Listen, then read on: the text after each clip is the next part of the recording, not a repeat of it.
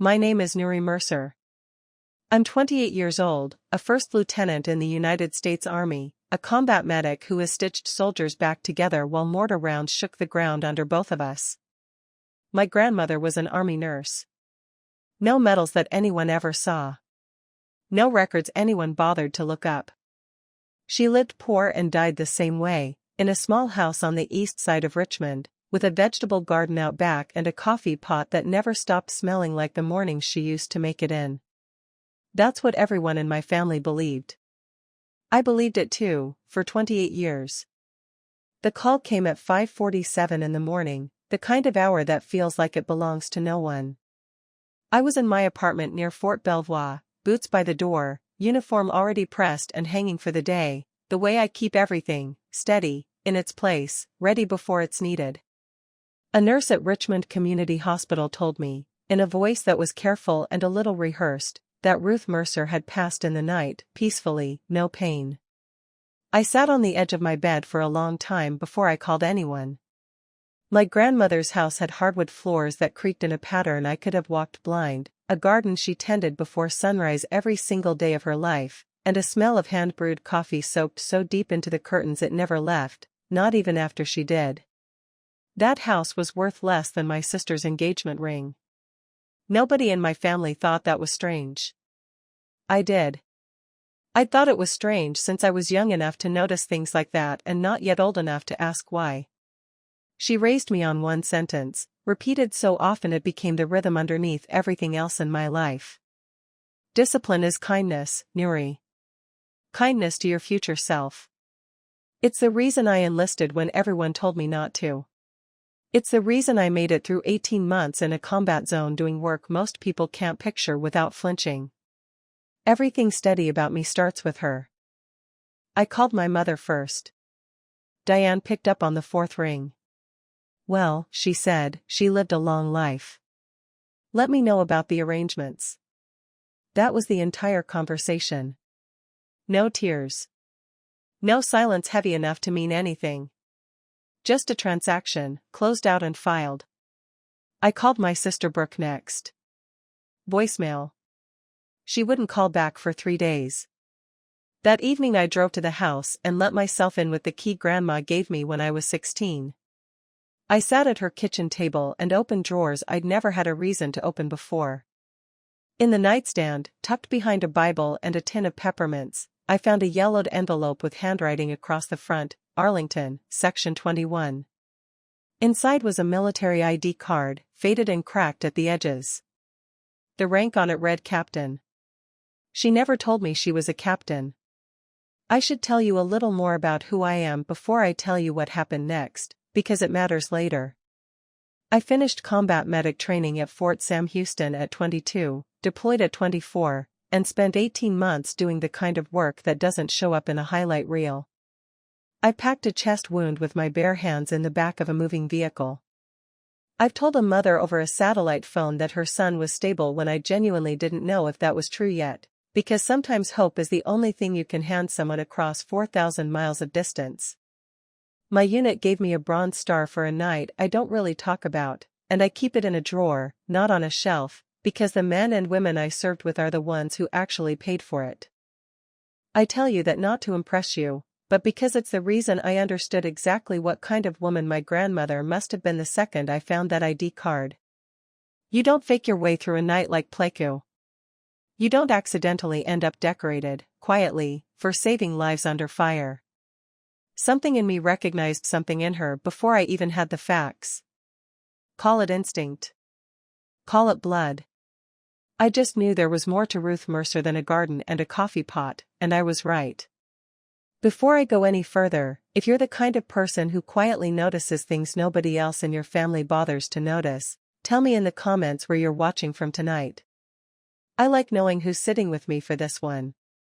Arlington National Cemetery in March is a place that makes you forget how to breathe properly. Rows of white headstones stretch toward a horizon like a conversation the living aren't invited into. The sky was low and gray that morning. Frost clung to the grass in a way that made every step sound louder than it should have. Section 21 is the nurses section, a portion of the cemetery reserved for military nurses going back more than a century.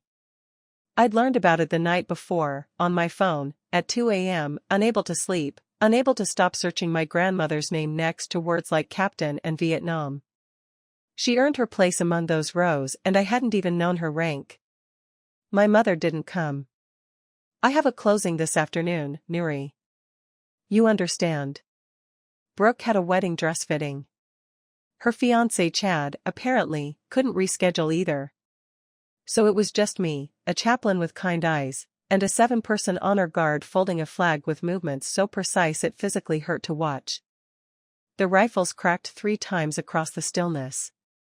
When it was over, the honor guard marched off, the chaplain set a hand briefly on my shoulder, and I stood alone with nothing but wind moving through bare branches. Then I heard footsteps on wet grass. A man in his 70s approached from the east road, wearing a classy uniform, dark green, brass gleaming even under an overcast sky. 4 stars on each shoulder. I recognized the weight of that rank before I processed anything else about him. He stopped in front of me and extended his hand. I took it. Your grandmother saved more lives than most generals I've known, he said. His voice was deep and even, the kind you'd follow into almost anything without asking why. I'm James Calloway. I served with Ruth a long time ago. He looked at the headstone, then back at me. Fly to Geneva, he said. Give them your grandmother's name. They'll understand. He pressed a business card into my hand and walked away before I could form a single question. I drove back to Richmond with that card sitting on the passenger seat like it weighed more than the whole car. That night I told my mother about the general. She laughed, not cruelly, dismissively, which was somehow worse. Some old man playing soldier at a cemetery, Diane said. Don't waste money flying to Europe, Nuri. You're a lieutenant, not a millionaire. The way she said lieutenant, like it was a consolation prize for a life I should have chosen differently. I had deployed to a combat zone. I had held a 19-year-old private's hand while he bled out, waiting on a medevac that felt like it would never come. To my mother, my service was just a career that hadn't come with a corner office. Brooke called the next day with one question. Did Grandma leave anything valuable? Like, in the house? I hung up and opened my laptop. I searched every military database I had access to, Army Nurse Corps rosters, Vietnam-era deployment records, awards registries. Nothing came up under Ruth Mercer beyond standard service documentation. No medals. No commendations. Just like she'd always said. But a 4-star general does not walk into a stranger's burial and hand out cryptic instructions for no reason at all. I called the number on the card. General Calloway answered on the second ring. Ruth served under me in Vietnam, he said. Field Hospital, Pleiku, 1969. Best surgical nurse I ever commanded. What she did after the war, he paused. You need to see it yourself. I asked what he meant. I can't explain it over the phone, Lieutenant. Go to Geneva. There's a foundation near Lake Leman. Give them her name. He wouldn't say more. I used leave days and savings to buy the ticket. 9 hours, Dulles to Geneva. My mother's reaction was exactly what you'd expect. You're throwing away rent money on a wild goose chase. Your grandmother lived in a shack, Nuri. There's nothing in Geneva for us. I packed light, the yellowed envelope, the faded captain's ID, and a small leather notebook I'd found in the house, filled with my grandmother's handwriting, some pages in a shorthand I couldn't read at all. The taxi dropped me at a stone building near Lake Leman. Old European architecture, ivy climbing the walls, a brass plaque by the door I couldn't quite read from the car. Inside, the lobby smelled like lemon polish and old paper. A woman behind a mahogany reception desk looked up. Your name? Nuri Mercer. A pause. Her fingers stopped over the keyboard. And your grandmother's name? Ruth Mercer. Something shifted behind her eyes. She picked up the phone, spoke quietly in French, set it down. One moment, please. 2 minutes later, a door opened at the far end of the hall. A woman in her late 60s stepped out, silver hair, gray suit, the kind of posture that comes from decades of boardrooms and precision.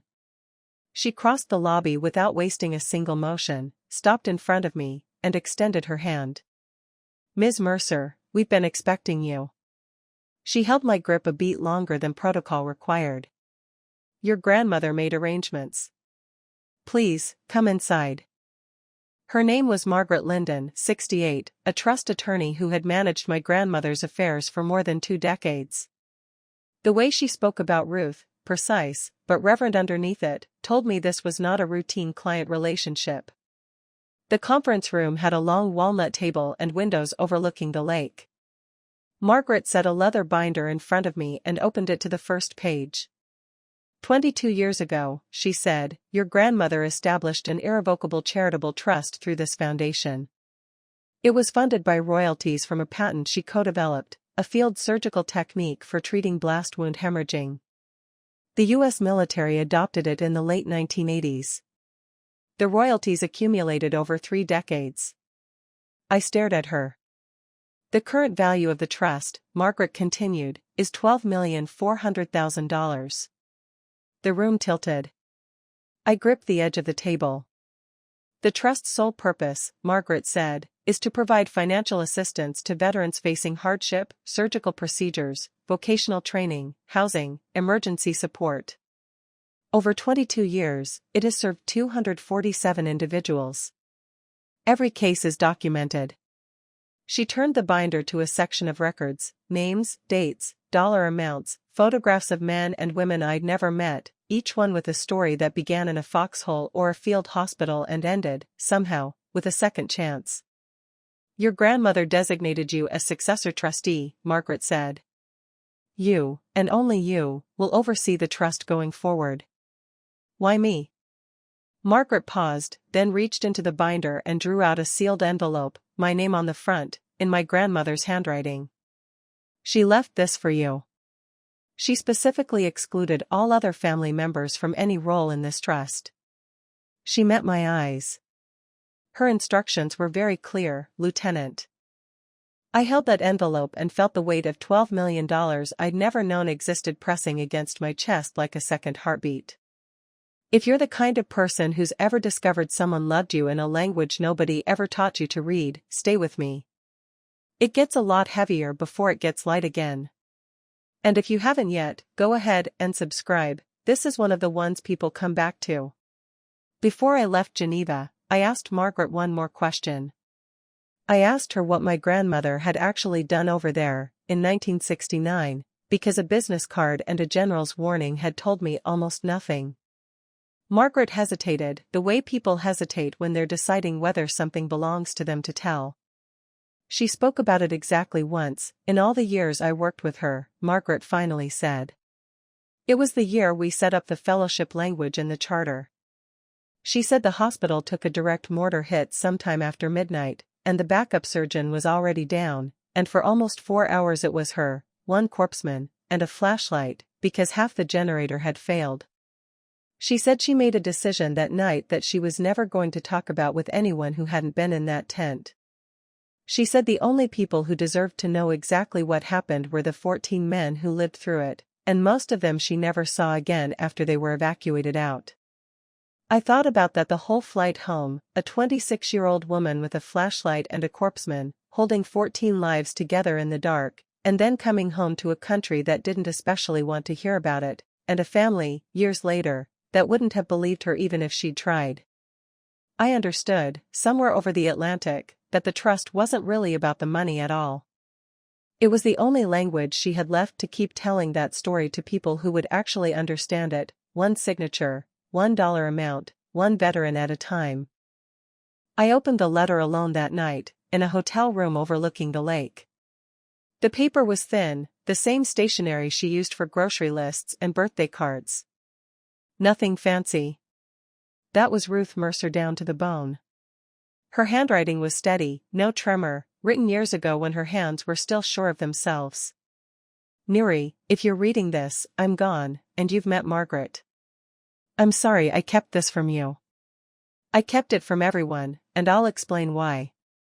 Every dollar I kept for myself was a dollar someone in worse shape didn't get. I saw boys 18, 19 years old lose their legs, their sight, their minds, in places the world forgot about. The VA tried. It wasn't enough. So I built something that could be. Your mother will want this money. Your sister will want this money. They'll tell you I was confused, or selfish, or that blood comes first. Don't believe them. Blood came first for me too. But some debts aren't paid with money.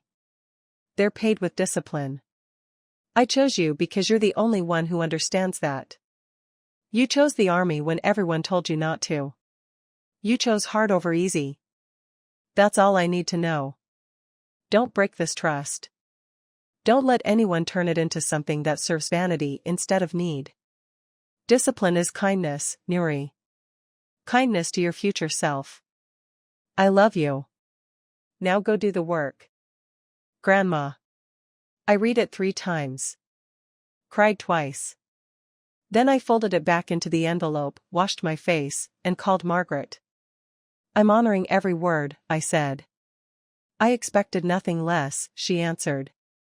Before I could hang up, my phone buzzed. A text from Brooke. Mom says you went to Europe. Are you insane? We need to talk about Grandma's house. The work was already starting. I landed back at Dulles on a Thursday evening. My mother was waiting in my apartment lobby, having driven 2 hours from Richmond, which told me she already knew something. Geneva, Diane said, arms crossed. I found your booking confirmation. You left your email logged in on my old laptop. A mistake I wouldn't repeat. We sat at my kitchen table. I told her the broad truth, the trust, the charitable foundation, my role as successor trustee. I didn't share the letter. Some things belong only to the person they were written for. Diane listened with a stillness I recognized, the same stillness she uses when calculating commission on a property she wants badly. How much? She asked. 12 million. Her eyes didn't widen. They sharpened, the way a lens adjusts. That money belongs to this family, she said. Your grandmother was my mother. It's an irrevocable charitable trust, Mom. It supports wounded veterans. It's not a family inheritance. You're telling me my mother had $12 million? And we lived in that dump, and she gave it to strangers? She gave it to people who lost limbs in combat. Diane stood up so fast her chair scraped the floor. I grew up embarrassed, Nuri. I lied about where I came from. I wore the same 3 outfits to school because my mother, apparently a millionaire, chose poverty. And you're going to sit here and tell me that money isn't ours? I'm telling you it legally isn't. And morally isn't. Her jaw tightened. Something shifted behind her expression, not grief, not anger. Strategy. I'll hire a lawyer, she said quietly. We'll see how irrevocable this trust really is. She picked up her purse and left without saying goodbye. The door didn't slam. Diane never slams doors. She just closes them in a way that makes you feel locked out. Brooke called the next morning, sweet at first, the way she always opened sweet. Nuri, I'm so happy for you. Grandma must have really trusted you. I waited.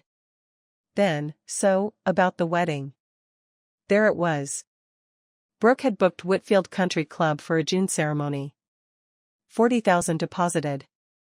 Another $140,000 outstanding. $180,000 wedding for a couple who'd financed their own engagement ring.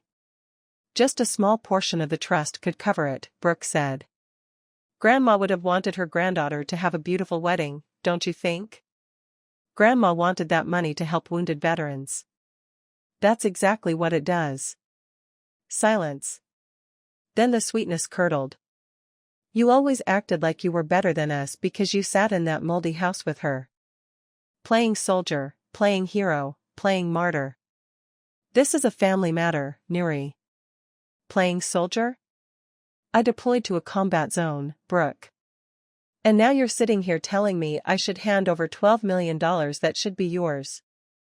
I ended the call. Within 48 hours, the campaign began. Diane called every aunt, uncle, and cousin within reach, and her version of the story spread through the family like fire through dry brush. Nuri is hoarding Ruth's fortune. She won't share a penny with her own mother. No mention of the veterans. No mention of the trust being irrevocable. No mention of Ruth's letter, or her wishes. Just a 28-year-old lieutenant, apparently too selfish to help her own family. I called General Calloway that evening and told him everything. I've seen families tear apart over less, he said, calm in the way that only comes from decades of command. Document everything. And don't be alone when they confront you. I thanked him, hung up, and sat in the silence of my apartment, realizing I was about to fight a war with no uniform and no rules of engagement.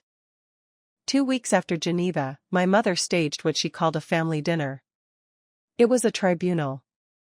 Diane's dining room in Richmond. Present, Diane, Brooke's fiancé Chad Prescott, my Aunt Vicky, and Uncle Ray, who mostly stared at his plate. Diane had prepared remarks, actual index cards. Ruth was mentally unstable in her later years, she said. She clearly wasn't capable of setting up a trust this size. We believe the paperwork may be compromised. Aunt Vicky nodded along. Diane's right. Mom always said Ruth was eccentric. I let them finish. Then I spoke. Grandma set up this trust 22 years ago. She was 60 years old. Her doctors confirmed full cognitive capacity. The trust was reviewed annually by a licensed attorney in Geneva and complies with both Swiss law and U.S. tax code.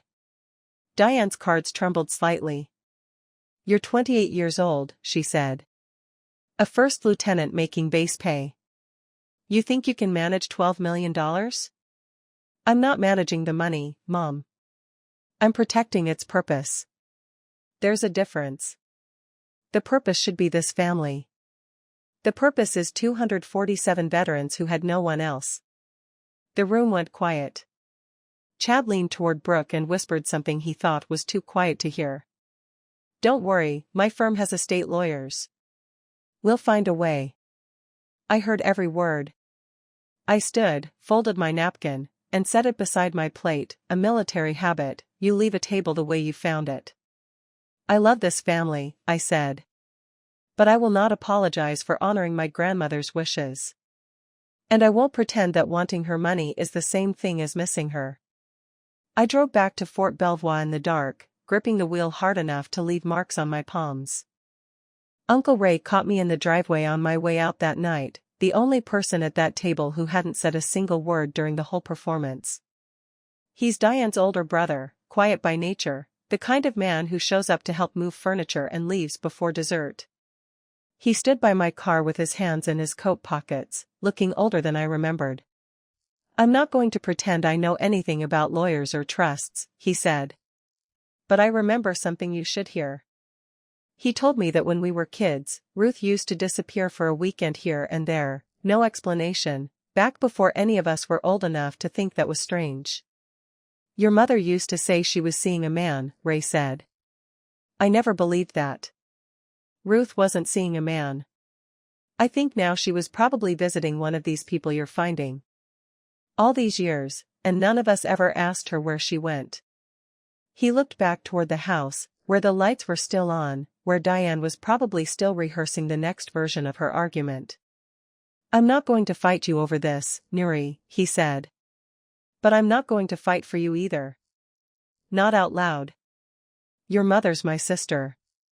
I have to live in this family after tonight. I told him I understood. I meant it. Not everyone gets to be brave the same way, and I've learned in the army that the quiet ones who simply refuse to participate in a lie are doing something, even if it doesn't look like much from the outside.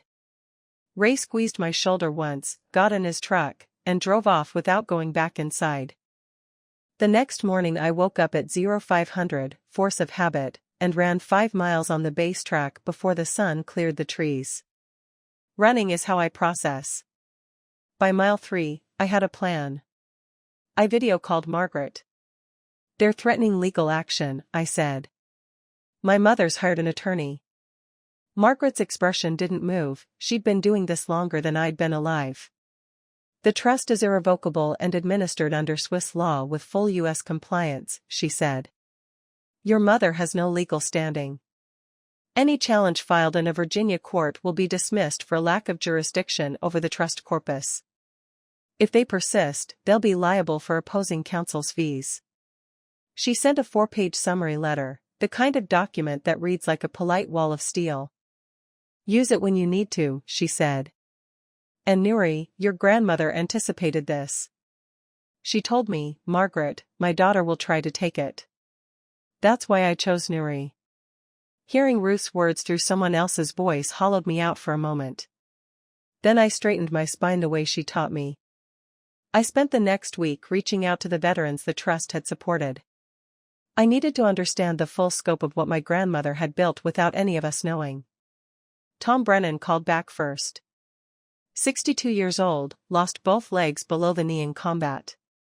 The VA covered initial treatment. When he needed advanced prosthetics 3 years later, the funding had dried up. Ruth's trust paid $47,000. Tom was now a master carpenter with his own shop and 3 employees.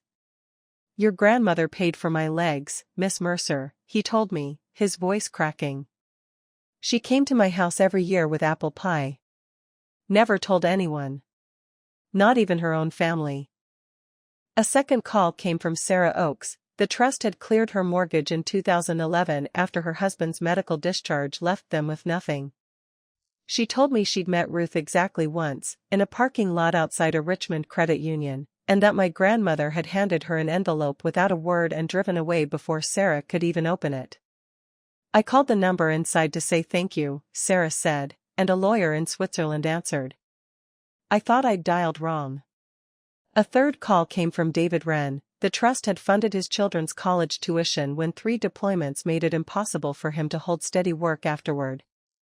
Your grandmother sent a card every August, he told me, right before school started. Never any money in it by then, just a note. Proud of you, David. Proud of the kids. She signed everything RM. I used to think it stood for a program, not a person. A fourth call, Paul Hessler. The trust covered his mortgage during his own medical discharge. I'd have been on the street, he told me. 2 kids. A wife who'd already given notice at her job to take care of me. I didn't even know how the payment got made. Bank just said it was handled. A fifth, Marcus Cole, whose PTSD treatment program had been funded in full over 11 months of intensive care the VA waitlist couldn't touch for over a year. I'm alive because of her, he said, and I believed him completely, because I have held enough hands in enough hospital rooms to know exactly what a sentence like that costs a person to say out loud. A sixth veteran, a woman named Renata Cole, no relation to Marcus, just a coincidence of names in a list that was starting to feel less like coincidence and more like a whole hidden country, told me the trust had paid for a service dog after she lost most of the hearing in one ear to an IED blast. She came to my graduation from the training program, Renata said. Sat in the back. Left before the reception. I only found out it was her because someone in my unit recognized the handwriting on the card she left on my chair. 6 conversations. 6 debts I never knew existed, owed to a woman who died in a house worth $90,000, and I understood, sitting there with my phone still warm against my ear, that there were 241 more names in that binder I hadn't called yet, and I intended to call every single one before I was done. Brooke's engagement party was in 3 weeks. Diane had already told her social circle that the family recently received a significant inheritance. The fuse was lit, I just didn't know how short it was. So let me pause here. My mother had just told everyone in her social circle that we'd received an inheritance, money that isn't ours, money built to help veterans who lost limbs, livelihoods, everything, and my sister wanted to use it for a country club wedding. I need to ask you something. If your grandmother left behind a trust that saved 247 lives, and your family wanted to drain it for a party, what would you do? Tell me in the comments. And if you know someone who's ever had to stand alone against their own family, share this with them. They might need it tonight. Diane hired Greg Spalding, an estate attorney with a corner office in downtown Richmond, a glass desk, framed diplomas, the kind of lawyer who looks expensive because he is. Spalding sent a formal letter requesting full disclosure of trust documentation, fiduciary records, and beneficiary lists. Sharp, intimidating language. I forwarded it to Margaret. Her response arrived in 48 hours, 4 pages, single-spaced, every paragraph built with the precision of someone who'd spent decades making irrevocable actually mean irrevocable. It confirmed the trust's legal standing under Swiss fiduciary law and applicable U.S. tax code, and ended with a sentence I read 3 times: any legal action undertaken without standing will be subject to full recovery of costs, including international counsel fees. Greg Spalding called my mother that afternoon. I know because Brooke texted me about it. Mrs. Mercer, I have to be honest with you, Spalding told her. This trust is airtight. Swiss administered, IRS compliant, 22 years of clean audits. You'd be spending significant money to lose. Diane's response, relayed through Brooke, find another angle. There was no other angle. But Diane didn't operate on legal logic. She operated on will. 3 days later, Chad Prescott, financial analyst, country club membership holder, Brooke's fiancé, called a college buddy at the Richmond Register with a pitch: Army officer controls secret $12 million fund while her own family struggles. It wasn't true. Truth had never been the point. Chad wanted pressure, social pressure, the kind that doesn't need a courtroom. I wouldn't learn about it until the damage was already moving. My mother had always understood audiences. It's what made her good at real estate. She could read a room, shape a narrative, sell a version of reality that made people feel something. She turned those skills on me. The Facebook post appeared on a Tuesday. She didn't use my name. She didn't need to. When a mother loses her own mother and then discovers that the inheritance meant for the family is being withheld by someone who refuses to share, you realize family means nothing to some people. Pray for me. 47 likes in 3 hours. Aunt Vicky shared it. Ruth was suffering toward the end. Someone took advantage of a vulnerable woman. A lie. Ruth was sharper at 80 than most people at 50, but lies travel fast when they confirm what people already want to believe. The messages started arriving from cousins I hadn't spoken to in years, people from Diane's church group. Nuri, your mom is really hurting. Can't you just give them something? Family is everything. Money isn't worth losing your mother over. I heard your grandmother was confused. Maybe the trust isn't what you think it is. I didn't respond. I went to work, showed up to formation, completed my duties, kept my head level. Then a colleague pulled me aside after PT. Hey, Mercer. I saw your mom's post. My wife follows her. Everything okay? My grandmother helped 247 people in silence. My mother couldn't go 2 days without an audience. That evening, an email arrived from a reporter at the Richmond Register, asking for comment about a local military officer who controls a fund established by her grandmother. Chad's fingerprints were all over it. I took a weekend pass and drove 3 hours to see Tom Brennan's shop for myself. A converted barn at the end of a gravel road, sawdust on the floor, the smell of fresh-cut oak. A sign over the door read Brennan Custom Carpentry. Tom met me at the entrance, 62 years old, broad-shouldered, standing steady on prosthetic legs that moved with practiced ease. So you're Ruth's granddaughter, he said. The soldier, first lieutenant, combat medic. He smiled. She would have loved that. We sat in his office, a small room with a wood stove and framed photos of finished projects. Tom told me his story plainly. Infantry, roadside device, both legs below the knee. The VA covered initial treatment and basic prosthetics. When he needed the advanced ones, the kind that let you stand at a workbench 10 hours a day, the funding wasn't there. Your grandmother's trust paid $47,000, he said. I got my legs, built this shop, hired 3 guys, 2 of them vets. He pulled a wooden box off a shelf and opened it. Inside were letters, handwritten, 1 per year, each signed RM, never the full name. She visited every year, Tom said. Brought apple pie. Sat right where you're sitting. Never wanted credit. Never mentioned family. He introduced me to 2 other veterans in the area, different wounds, different years, the same quiet intervention from a woman who could have lived comfortably and chose not to. Before I left, he walked me to my car and said, if you ever need people to stand up and say what Ruth did, you call me. I'll bring 50 guys who owe her everything. I drove back to Fort Belvoir knowing I wouldn't have to fight this war alone. Diane found a second attorney, someone less cautious than Greg Spaulding, someone willing to file a challenge in Virginia court on the theory that Ruth lacked testamentary capacity. A long shot wrapped in desperation. The email arrived on a Wednesday evening, copied to Brooke, Chad, Aunt Vicky, and me. Diane's words, clearly drafted with legal input. Nuri, you have until Brooke's engagement party to agree to a redistribution of the trust assets among immediate family members. If you refuse, we will proceed with legal action in Virginia and cooperate fully with media inquiries regarding the fund's administration. This is your last chance to do the right thing for your family. An ultimatum delivered like a cease and desist letter to your own daughter. I forwarded it to Margaret. Let them file, she said, tone unchanged since the first time I called her. Virginia courts have no jurisdiction over the trust corpus. It's administered under Swiss law. Any filing will be dismissed and they'll owe costs. I'll prepare a response. I thanked her, then sat with a harder question. Brooke's engagement party was in 10 days, 80 guests, champagne, a celebration I'd been invited to before any of this started, back when I was just the sister who chose the army instead of a real career. I could skip it.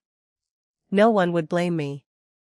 But Diane had turned it into a battlefield, and she'd invited a reporter. She wanted the confrontation public, she wanted witnesses to her version. Fine. If she wanted witnesses, I'd bring mine. I called General Calloway that night.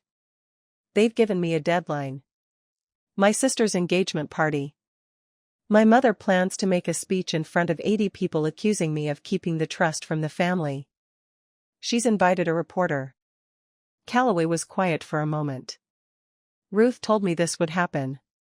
She said, James, my daughter will try to take it. That's why I chose Nuri. I told him I didn't want to turn my sister's party into a confrontation.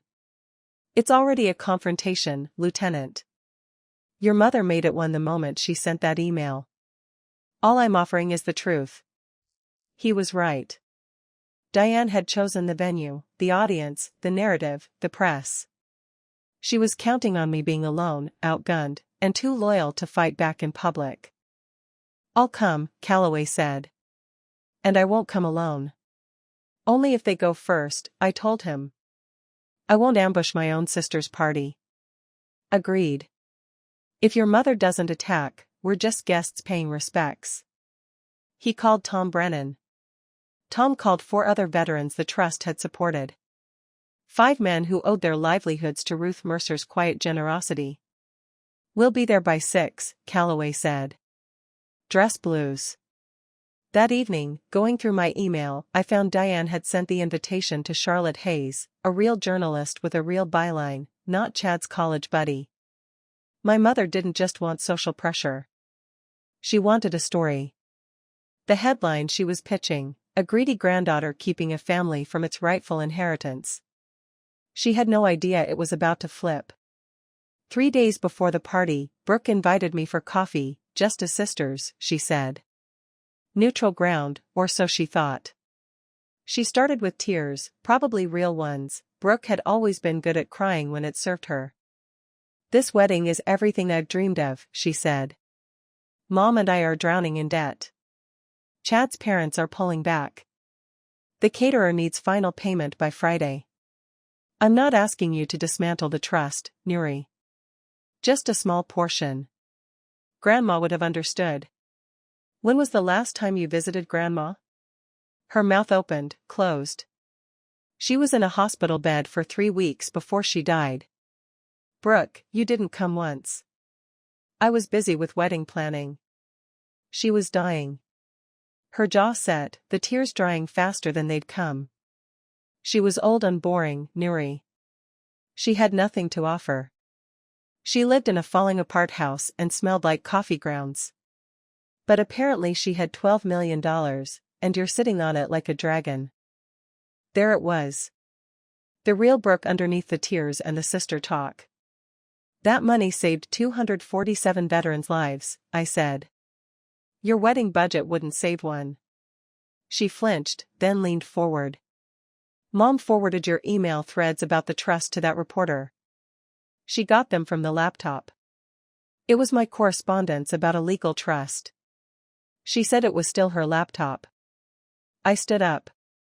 Thank you for telling me, Brooke. $12 million, and every cent of it goes to people who lost more than you'll ever understand. I walked out. The coffee was still warm. I never went back for it. The night before the party, I drove to my grandmother's house and let myself in. The air still smelled like coffee and old wood. I sat at her kitchen table, the same spot where she'd taught me to shuffle cards, where she'd drilled me on pressure points and tourniquet technique before I ever set foot in combat medic training, where she'd said discipline is kindness so many times it became the architecture of my spine. I opened the leather notebook. Page after page, name after name, in her careful handwriting. Tom Brennan, Prosthetics, 2004, $47,000. Sarah Oakes, Mortgage Cleared, 2011, $22,000. David Wren, College Fund for Children, 2017, $35,000. 247 names. 247 people who went to sleep one night thinking they had nothing left, and woke up because a woman in a small house on the east side of Richmond decided they mattered. I closed the notebook and pressed it against my chest. My phone buzzed, a text from Callaway, "We'll be there by 6. Dress blues." Then Tom Brennan, "Bringing the boys. We're not missing this." Then an email from Diane, copied to everyone, "Tomorrow I'm setting the record straight in front of everyone. You had your chance, Nuri." I set the phone down and looked around the house, the creaking floors, the worn curtains, the vegetable garden dormant in the March cold outside the window. This house was worth maybe $90,000. The woman who lived in it gave away $12 million. And the family who ignored her for decades now wanted every cent of it. I slept in her bed that night. The sheets still smelled faintly of lavender. In the morning I pressed my Class A uniform and drove to Whitfield Country Club with my grandmother's notebook in my bag, ready for whatever came next. Whitfield Country Club sat on a hill outside Richmond, old money architecture, white columns, a circular drive lined with dogwoods that hadn't bloomed yet. The kind of place that whispers you either belong or you don't. 6:30 on a Saturday. 80-plus guests filtered through the double doors into a ballroom dressed for celebration. White flowers on every table, a banner in gold script, Brooke and Chad, champagne towers, a string quartet in the corner playing something I didn't recognize. Diane was everywhere, sequin dress, salon fresh hair, moving between tables with the energy of a woman running a campaign, not hosting a party. Brooke stood beside Chad near the head table, radiant in a way that required visible effort. I arrived in my Class A uniform, dress greens, ribbons above the left breast pocket. Not a power play, I'd come straight from a function at the base. But the uniform changed the way people looked at me, and I knew it. Diane spotted me from across the room. Her smile didn't reach her eyes. "Oh, you actually came," she said. "Brave." I nodded and found a quiet seat near the back. 7 minutes later, a staff member approached, clipboard in hand, slightly flustered. "Ma'am, there are some military gentlemen at the side entrance asking for you." I stood and walked to the service door. General James Callaway. Tom Brennan. For other veterans. Callaway in full dress uniform, for stars polished to mirrors. Tom in a dark suit, standing straight on prosthetic legs. The others in veterans' formal wear, clean, pressed, medals pinned. "Evening, Lieutenant," Calloway said. "Evening, sir. Just say the word." "They're with me," I told the staff member, and she led them in. A four-star general walking through a country club ballroom turns heads like gravity. The room noticed. Diane noticed. Charlotte Hayes, the reporter, was already seated near the bar, notebook open. She noticed too. The toasts began at 7:15. Chad's father went first, gracious, 3 minutes about love and new beginnings. Then Chad, charming in the way men who practice in mirrors tend to be. Then Diane took the microphone. She started soft. "I want to thank each of you for being here to celebrate Brooke and Chad. Family is the foundation of everything we do."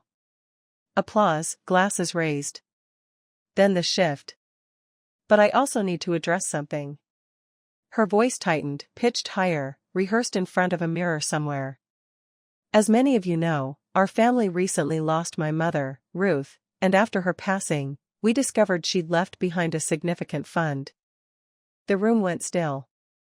"Unfortunately, my younger daughter, Nuri, has decided to keep it all, $12 million, away from her own mother, away from her sister, on a night that should be about love and family." She turned toward my table.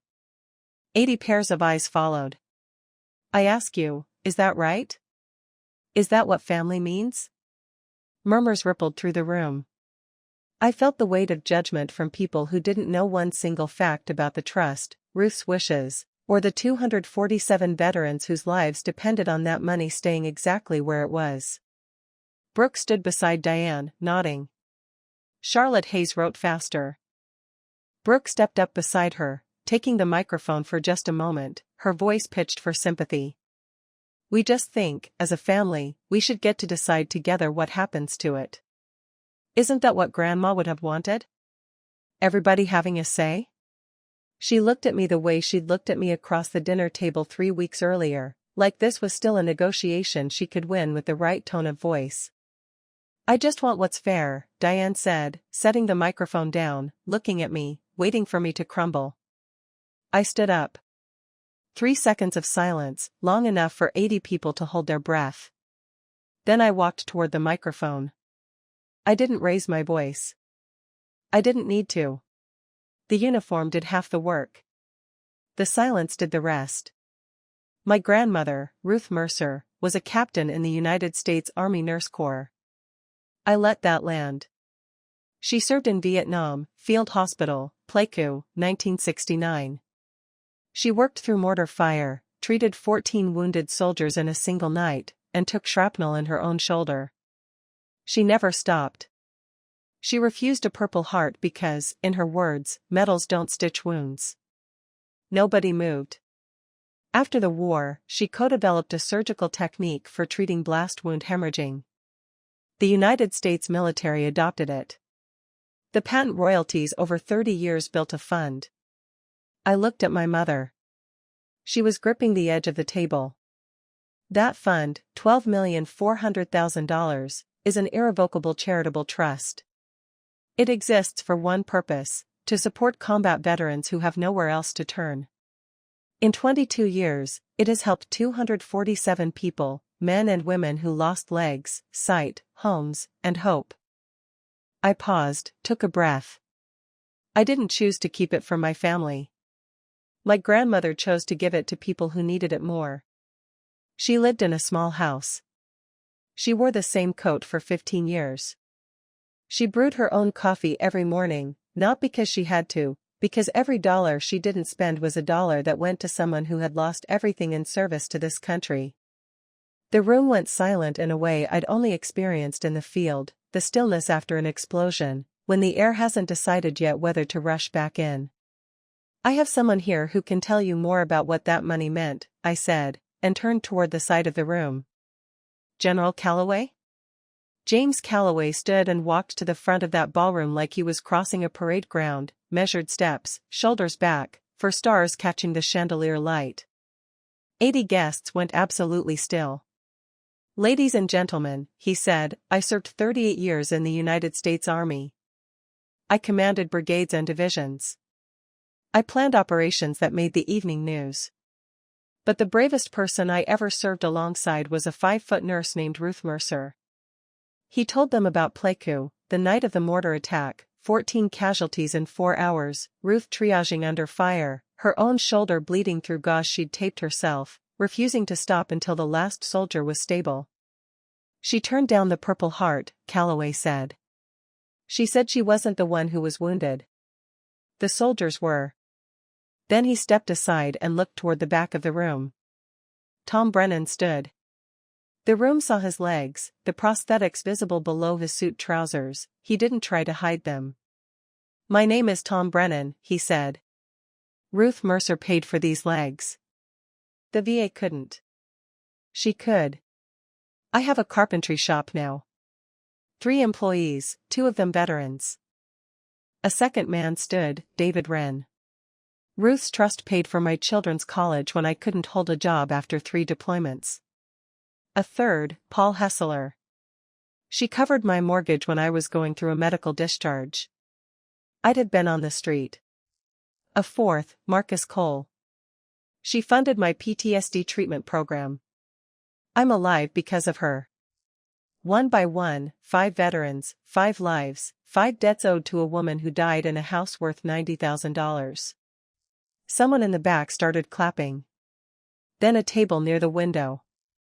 Then the whole room, not polite applause, the kind that comes from the chest, the kind you can't rehearse.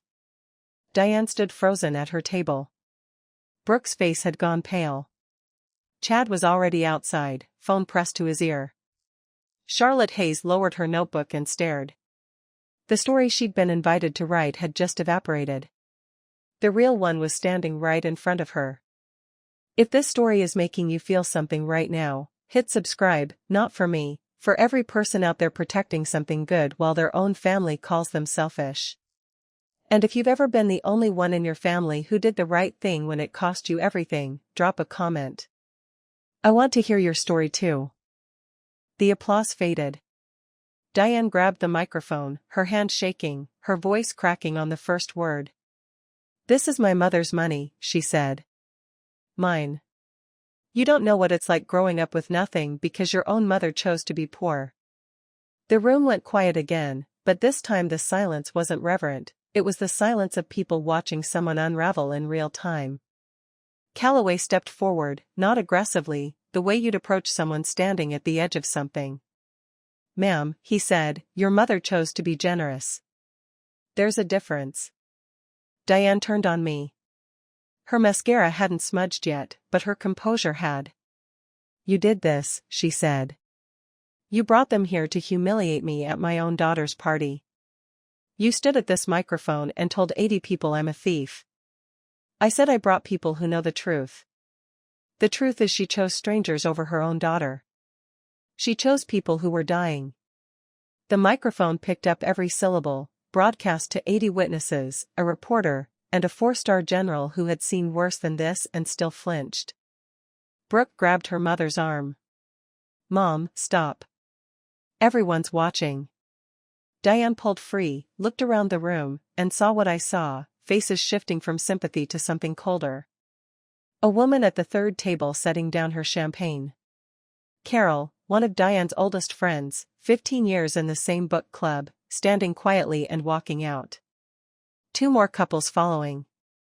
Chad reappeared at the door, phone still in hand, face the color of old paper. Charlotte Hayes approached me near the dessert table, her notebook closed now. "Ms. Mercer, I was invited here to write a different story. But this is the one I'm going to write." The party didn't end. It dissolved, over the next 30 minutes, in slow motion. Most guests stopped to shake the veterans' hands on their way out. Several came to me directly. "We had no idea," one of Brooke's college friends said. "Your grandmother sounds incredible." Another whispered, "I'm sorry about all of this," glancing toward Diane's table. The wedding coordinator pulled Brooke aside near the kitchen entrance, clipboard out, pen tapping, the universal posture of someone discussing money that's owed. Chad walked back in, looking like a man who'd just received bad news and was deciding who to blame. "My parents just texted," he said, not whispering anymore. They're not comfortable coming to the wedding if this is what your family is like. Brooke's face crumpled for a fraction of a second before she rebuilt it. Diane sat alone at her table, one champagne glass untouched, staring at the floral centerpiece like it owed her something. I stayed with the veterans. This was the first time they'd met Ruth's granddaughter in person, and they had stories to tell, small ones, quiet ones, the kind Ruth would have preferred. Before he left, Tom reached into his jacket and handed me a small box. Inside was a purple heart medal, bronze enamel, George Washington's profile. Ruth earned this, Tom said. She never picked it up. The VA still had it on file. I pulled some strings. I held it in my palm. It weighed almost nothing. It meant everything. She said she wasn't the one who was wounded, Tom said. But I think she was. Charlotte Hayes published her article 4 days later in the Richmond Times-Dispatch. The headline read, "The Army Nurse Who Gave $12 Million in Silence, and the Granddaughter Who Kept Her Promise." The kind of article that makes you set your coffee down and read it twice. Charlotte had done her homework, interviews with Calloway, Tom, 2 other veterans, Margaret by phone from Geneva. She'd pulled Ruth's military service record and confirmed the patent. She'd spoken to 3 guests from the engagement party, all on the record. The article didn't attack Diane by name. It didn't need to. The contrast between Ruth's quiet generosity and the family's public demand for the money spoke for itself. One paragraph mentioned family members who sought to redirect the trust's charitable assets for personal use. 80 people at that party knew exactly who that meant. The article went digital at 6 a.m. By noon it had been shared more than 50,000 times. By evening it was on the front page of 3 military veteran forums and trending on social media under a hashtag I hadn't created and couldn't control. My mother's Facebook post, the one about being abandoned by her own daughter, was still public. The comment section transformed overnight, flooded with responses she couldn't delete fast enough. Aunt Vicky called Diane that afternoon. I wasn't on the call, but Brooke told me about it later. "You told me Ruth was senile," Vicky said. "You told me she was confused. You lied to me, Diane, about our own mother." Vicky hung up. Greg Spaulding, the first attorney, the cautious one, called Diane the next morning. "I'm withdrawing from the case," he said. "And I strongly suggest your second attorney does the same." The narrative had flipped, and Diane was standing on the wrong side of it. The fallout reached Brooke 3 days after the article.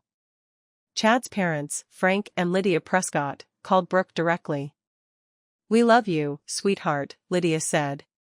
"But the way your family behaved at that party, demanding money from a veterans trust in front of all those people, we need some distance." Chad said the rest himself, standing in their shared apartment, overnight bag already packed. "I can't start a marriage with this kind of baggage, Brooke. I need time." He didn't say how much. The bag said enough. The wedding was postponed indefinitely. Whitfield Country Club retained the $40,000 deposit under the cancellation clause. Brooke called me for the first time in weeks, not to demand, not to strategize, to cry. I listened. "I didn't say I told you so. I never would. I'm sorry this is happening to you, Brooke," I said. "I really am. It's all falling apart," she whispered. "Can you just fix it? I can't break the trust, and I won't pretend what you and Mom did was okay." Long silence. "Mom told me Grandma never loved us," Brooke said. "She said Grandma was cold and selfish." I believed her, Nuri. For 20 years, I believed her. Grandma wrote letters to every veteran she helped. She knew their children's names. She visited Tom Brennan every year with apple pie. She never visited us. You never invited her. The line went quiet for a long time. Then Brooke hung up, not angry, just empty. The numbers told the rest of the story more clearly than I could. Diane lost 3 real estate clients within the week. When they Googled her name, the article came up before her listings. Aunt Vicky cut contact entirely, changed her number, unfollowed Diane on every platform, 26 years of sisterhood, dissolved in a phone call. Diane's second attorney withdrew after reading the article. This case is unwinnable and reputationally toxic. I can't attach my name to it. Total financial damage to Diane and Brooke, $40,000 in forfeited wedding deposits, $15,000 in legal fees across 2 attorneys, and an engagement that was, effectively, over. A colleague at Diane's brokerage told Brooke, who told me, that the office manager had quietly stopped assigning Diane new listings from the referral desk for a few weeks until things settled down, which in real estate is its own kind of sentence. Nobody fires you, they just stop handing you the phone. Diane kept showing up every morning at the same hour, dressed the same way, and sat at her desk answering emails that increasingly didn't come. On the other side of the ledger, Ruth's trust received $340,000 in unsolicited donations in the 2 weeks following the article. Veterans organizations shared the story across their networks. A retired colonel in Texas sent a check for $25,000 with a note, "For Ruth. I wish I'd known." Callaway introduced me to the National Veterans Advocacy Coalition, who wanted to partner with the trust on a new housing initiative. The morning after the article went viral, I got an email from the Trust Advisory Board in Geneva. "We'd like to meet with you next month to discuss expanding the fund's mission." Ruth Mercer built her trust in silence. It took one newspaper article to show the world what silence sounds like when it's worth $12 million. 6 days after Charlotte Hayes's article ran, a producer from a national morning show called my command post looking for me. My public affairs officer forwarded the request with a note that just said, "Your call, Lieutenant." I almost said no. Ruth built an entire life around not being noticed, and some part of me worried that saying yes to network television would be its own kind of betrayal, a bigger, louder version of exactly the thing Diane had tried to do at that party. I called General Callaway to talk it through. Ruth wouldn't want the attention, I told him. No, he agreed. But she'd want the fellowship funded. She'd want the housing initiative built. Attention isn't the enemy here, Lieutenant. It's just a tool. Ask yourself what it buys, not how it feels. That reframed it for me completely. I said yes on the condition that the segment focus on the 247 veterans and the fellowship program, not on my family, and not on the number $12 million as if it were the whole story. The interview aired 11 days later, 4 minutes, tightly produced. They used footage Tom Brennan's daughter had filmed on her phone at his shop, sawdust drifting through a shaft of window light while he talked about his legs. They interviewed Ellie Saunders in her scrubs outside a training facility in San Diego. They gave Ruth 90 full seconds, more than any single moment I'd received, which was exactly how I wanted it. In the 72 hours after it aired, the Trust's public information line received 400 emails, mostly from other veterans asking how to apply, some from strangers who just wanted to say they'd cried at their kitchen table watching it. 3 of those emails were from women in their 80s who said they'd served as nurses in the same era as Ruth and had never once been asked to tell anyone their own stories. I wrote back to all 3 personally. I'm still writing back to 2 of them. Diane called me at 1:30 in the morning. I was awake at Fort Belvoir. Soldiers learn to sleep light, and my phone never stays far. Her voice was different. No edge, no strategy.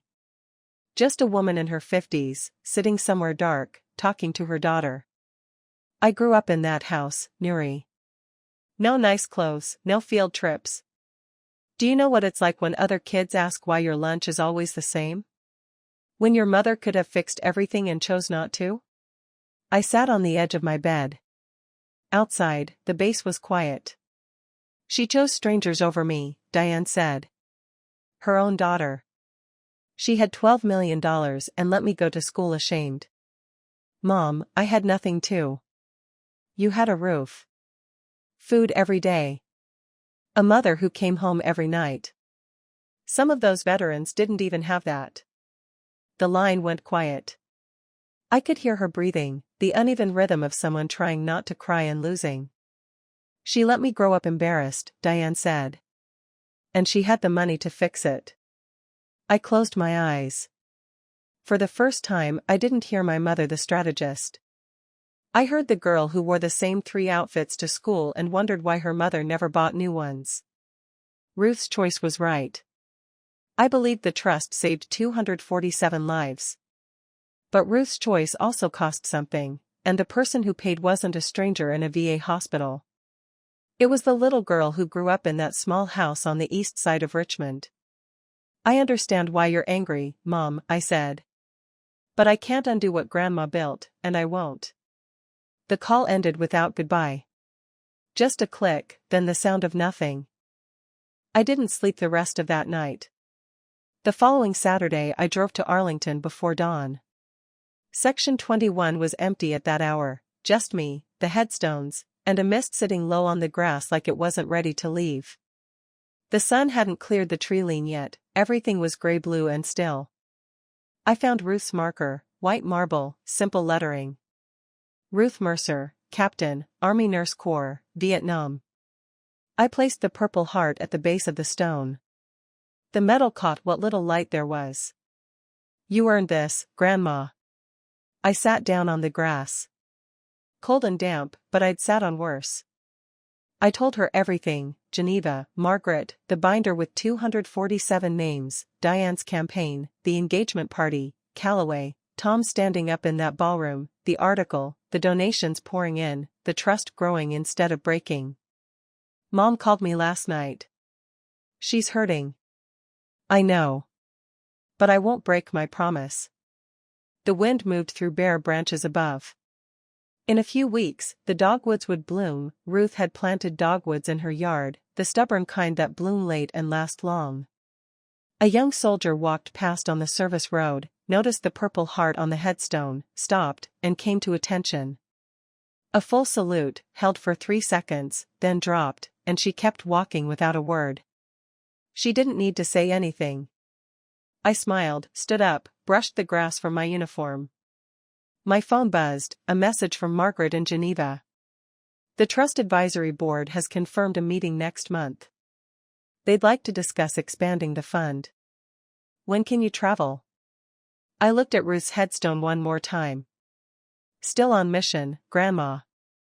Then I walked back to my car and drove south. 2 weeks later I invited my mother for coffee, not at her house, not at mine, a cafe on Broad Street, public, neutral, well-lit, the kind of place where voices stay level because other people are watching. Diane arrived in a navy blouse, no makeup. I'd never seen her leave the house without makeup. Something had shifted. We ordered. I waited until the cups were down. I'm not going to apologize for honoring Grandma's trust, I said. And I need you to stop telling people I stole from this family. Nuri, the trust is irrevocable. No court, no lawyer, no Facebook post will change that. Margaret's firm has confirmed it. 2 of your own attorneys have confirmed it. This is settled. Diane looked at her coffee, stirred it, didn't drink. But I'm still your daughter, I said, and I want you in my life. If you want me in yours, here are my terms.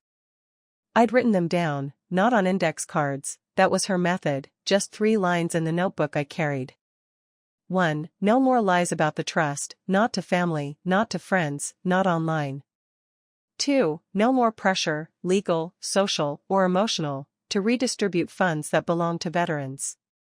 3. A genuine acknowledgement that what Grandma built matters. Not to me. To her memory.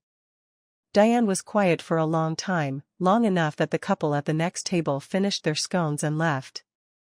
I don't know if I can do that, she said, not defiant, just honest. Then I'll be here when you're ready. I reached across the table and squeezed her hand, brief, firm, the way Ruth would have done it. Then I stood, left money on the table, and walked out into the sunlight. She didn't follow, but she didn't argue either. Sometimes that's the first step. You just don't recognize it yet. Brooke called me on a Thursday evening. Her voice sounded different, lighter and heavier at the same time, the way people sound when they put something down they've been carrying too long. I went to Grandma's house last week, she said. First time in a while. 5 years. She sat in the kitchen for an hour, she said. Just sat there. She told me she'd found the letters, not the ones Ruth wrote to me, the ones Ruth wrote to the veterans. Drafts, copies, notes in the margins.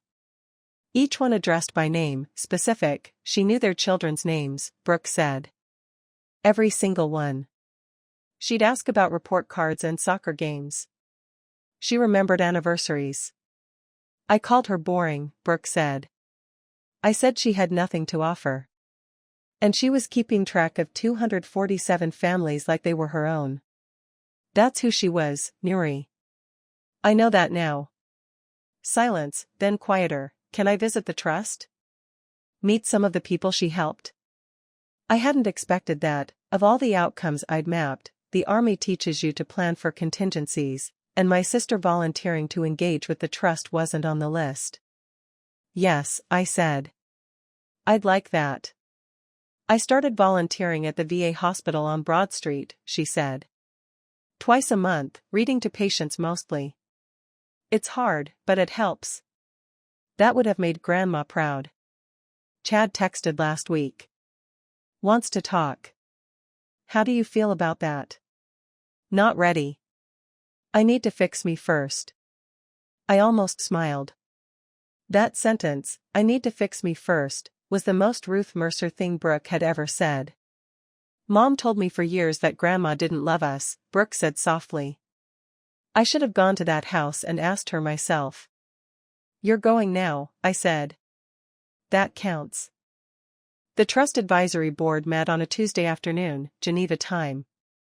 I joined by secure video from a conference room at Fort Belvoir. My commanding officer cleared it without hesitation once I explained the purpose.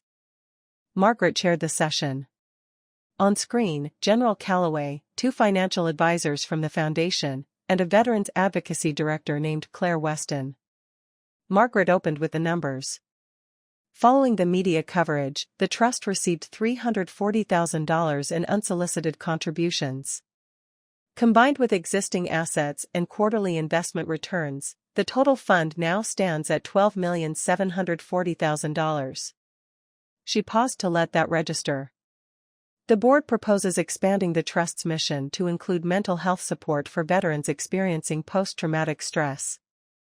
Given current demand, we project the expanded program could serve an additional 30 to 40 individuals annually.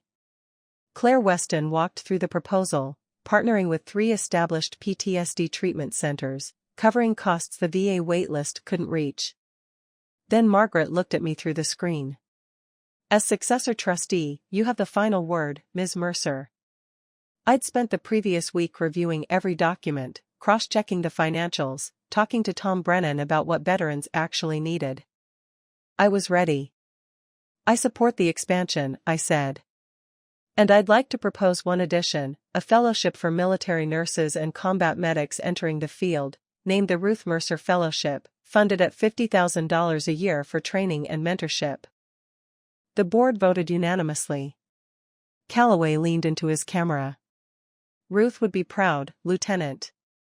You didn't just protect her trust. You grew it. Margaret added one last note. We received an anonymous donation this morning. $500,000. The donor said they served with Ruth and never got to thank her. I looked at the screen, at the numbers, at the faces of people who understood exactly what my grandmother had built. Then I smiled, the first real smile since the morning she died. 3 months after the engagement party, my life had a shape I recognized again. I still reported for duty every morning at Fort Belvoir, still wore the uniform, still did the work Ruth's sacrifice had made possible for thousands of soldiers before me and after. I wasn't leaving the Army. My grandmother was a nurse in uniform. I was a medic in uniform. The parallel wasn't lost on me. On weekends I managed the trust, reviewing applications, coordinating with Margaret, calling Tom Brennan, who'd turned his woodworking shop into a vocational training hub for veterans, funded by an expansion the trust had approved. 3 new trainees started in April. I lived in Ruth's house now, fixed the floors, patched the roof, kept the vegetable garden alive, tomatoes and basil and the stubborn rosemary bush she'd planted the year I enlisted. The coffee still brewed the same way, hand-ground, French press, strong enough to make your teeth ache. Brooke and I were in cautious contact, the kind where you're rebuilding a bridge one plank at a time and testing each one before putting weight on it. She volunteered at the VA hospital twice a month. She'd started reading Ruth's notebook, asking me questions about the people in it. Diane was a different story. We weren't estranged, but we weren't close. She'd deleted the Facebook post. She hadn't apologized. She'd stopped threatening legal action, which was progress measured in silence rather than words. I was at a gas station outside Fredericksburg one Sunday, still in uniform, filling up before a drive back to base, when an older man at the next pump set down the nozzle and just stood there looking at me for a second too long. I braced for the usual, "Thank you for your service," said on the way to somewhere else. Instead he asked, carefully, "Are you Ruth Mercer's granddaughter? I saw you on the news." I told him I was. He nodded slowly, like he was deciding whether to say the next part. "I was at Pleiku," he said. "Different unit, same hospital, different year. I never knew her name until last month. 40 years, and I finally know who patched me up." He shook my hand, got back in his truck, and drove off before I could even ask his name. I stood there by the pump for a long minute before I remembered to put the cap back on my tank. One morning, sorting through the trust's mail at Ruth's kitchen table, I opened an envelope from a VA hospital in San Diego. A letter from a 19-year-old combat medic named Ellie Saunders. "Ms. Mercer, the Ruth Mercer Fellowship paid for my training certification. I passed my boards last week. I want to be like your grandmother. Thank you." I pinned the letter to the refrigerator, the same refrigerator where Ruth used to pin my report cards. The list was growing. In late summer, the housing initiative the board had approved broke ground on its first project, 6 small, accessible homes on a lot outside Richmond, built specifically for veterans transitioning out of long-term medical care with nowhere stable to land. Claire Weston asked if I'd turn the first shovel of dirt. I asked if Tom Brennan could do it instead, since half the framing lumber on the project was coming from his shop, donated at cost, cut to spec by 2 of his employees who were themselves on that same list of 247 names a decade earlier. Tom stood on a patch of red Virginia clay in work boots, both prosthetic legs planted, and turned the ceremonial shovel like it was the easiest thing in the world. Ruth used to say discipline is kindness, he told the small crowd that had gathered, cameras from 2 local stations included. I always thought that meant something about being hard on yourself. Standing here, I think it actually meant something simpler. Show up. Do the unglamorous part. Don't wait for anyone to notice. Renata Cole was there too, her service dog sitting patiently at her feet through the whole ceremony, and she told me afterward that she planned to apply for one of the 6 units, because for the first time in years she had somewhere specific she wanted to live rather than just somewhere she could afford. I wrote her name down that night in the notebook, not as an entry yet, just as a note to myself. Watch this one. She's going to be fine. The National Veterans Advocacy Coalition held its annual gala in Washington, D.C., in a ballroom 3 times the size of Whitfield Country Club. 300 guests, military officers, congressional representatives, foundation heads, press. They asked me to speak. I almost said no, Ruth never would have wanted a spotlight. But then I realized she'd spent her whole life making sure other people were seen. Maybe it was time someone saw her. I stood at the podium in my dress uniform. The audience was quiet in a way that felt like an invitation, not an expectation. My grandmother, Ruth Mercer, never asked for a medal, I said. She never asked for a headline. She never asked anyone to notice what she did. She spent 22 years funding surgeries, mortgages, college funds, and second chances for 247 veterans. She did it from a house worth $90,000.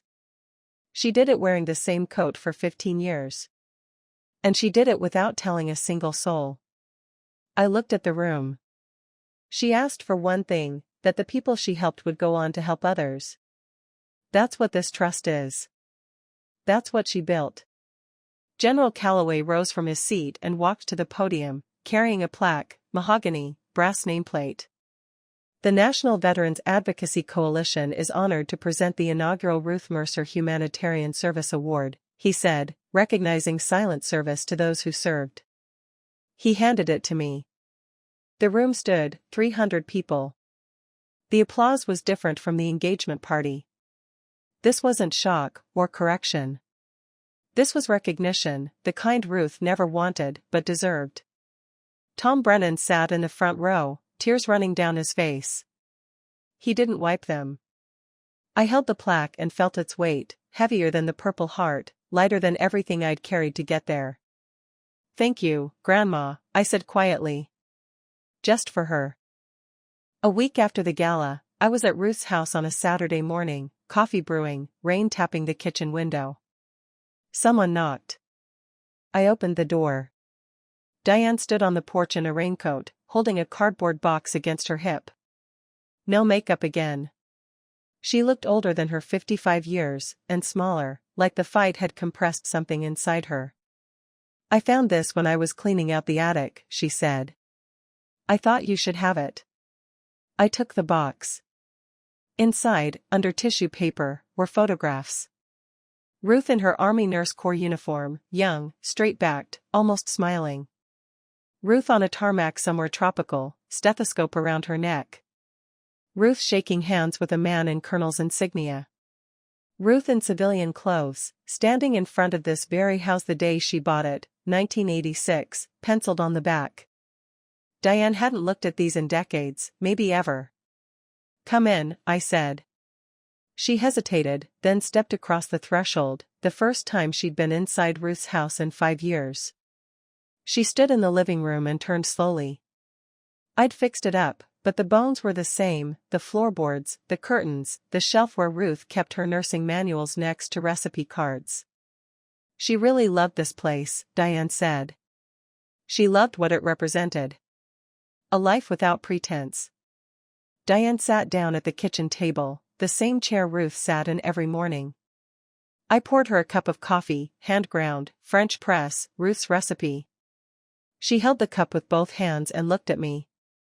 "I'm not ready to apologize yet," she said. "But I'm here." I sat across from her. "That's enough for today, Mom." We drank coffee in Ruth's kitchen while the rain came down. Neither of us spoke. We didn't need to. Sometimes presence is the apology. Sometimes showing up is the first word of a sentence you haven't learned to finish yet. Early morning, first week of May, I sat at Ruth's kitchen table, my kitchen table now, though I still thought of it as hers, and opened the leather notebook. 247 names in her handwriting. Each one a person she chose over comfort. Each one a debt she paid to people the world had forgotten. I turned to the next blank page and took up a pen. 248. Ellie Saunders. Ruth Mercer Fellowship. Training certification. This year. The first name in my handwriting, in a notebook full of hers. The list was continuing. Outside, the dogwoods had finally bloomed, late, the way they always did in Virginia, white blossoms against dark branches, quiet and stubborn and lasting. Ruth had planted them the year I was born. She said they'd bloom when they were ready and not a day before. I closed the notebook and slid it into my bag, next to the summary letter from Margaret, the Purple Heart in its velvet box, and the letter Ruth wrote me in Geneva. Then I pulled on my uniform, boots laced tight, cover squared. The face in the hallway mirror looked like someone my grandmother would have recognized, not because of the rank or the ribbons, but because of what was behind the eyes. Before I walked out, I stopped at the framed photograph on the hallway shelf, Ruth in her army greens, young and steady, looking directly at the camera like she was daring the world to underestimate her. I touched the frame. 248 now, Grandma. I opened the front door. The May air was warm and clean, smelling like cut grass and dogwood blossoms. A Carolina wren was singing from the rosemary bush, loud and certain, the way small things are when they don't know they're small. I stepped outside, closed the door behind me, and walked toward the day like a woman who knew exactly what she was carrying, and why. The week before I recorded this, I drove to the National Mall before work, before the tour buses and the school groups, and stood in front of the Vietnam Women's Memorial, 3 bronze figures, a nurse cradling a wounded soldier, another looking up as if searching the sky for a medevac that isn't coming fast enough. I'd walked past it a dozen times over the years without really stopping. This time I stood there for almost half an hour.